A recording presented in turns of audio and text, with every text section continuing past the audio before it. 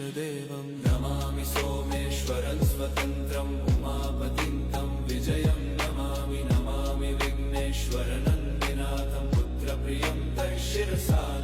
नमामि देवं भवदुःखशोकविनाशनं चन्द्रधरं नमामि नमामि गङ्गाधरमीशमीड्यमुमाधगं देववरं नमामि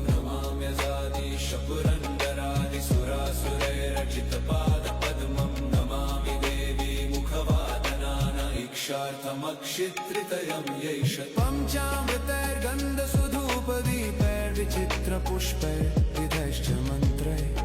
अन्नप्रकारैः सकलोपचारैः सम्पूजितं सोममहं